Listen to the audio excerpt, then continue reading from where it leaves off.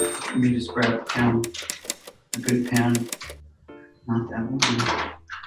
Okay, so here's an example of how much fun and how easy a job I have. I bet you can tell what that is. The amazing thing about cartooning is that you can create simple little iconic shapes and people's little overactive brains will quickly figure out what the visual puzzle is. And the answer to this, of course, would be Donald Trump's hair.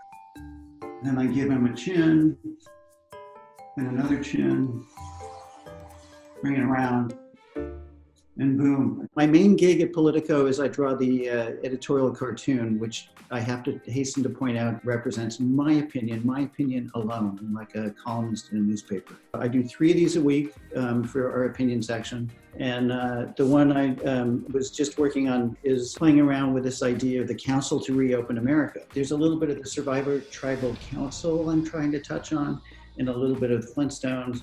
So I've got Trump and his version of the Flintstones water buffalo fraternity, and they're meeting to try to figure out when to reopen the economy. Like a lot of good political cartoons, I'm probably making light of serious topics that maybe shouldn't be made too light of, but also maybe we can look at this stuff with a little sense of humor. Donald Trump, meanwhile, is presiding, of course, and he's busily tweeting probably on his cell phone. Wilbur Ross is saying to Ivanka and to Jared, remember the fuss we made over Obama's death panels when they were talking about the push to reopen America.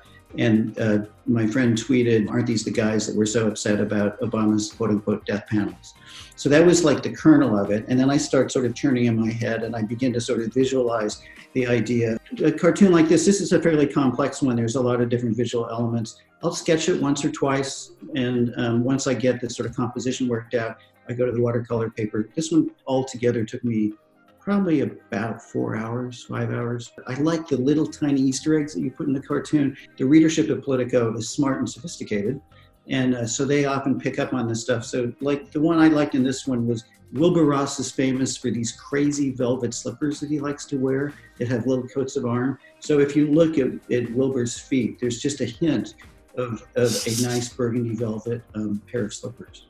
I come out of a long tradition of American editorial cartoonists that comes out of the American newspaper industry.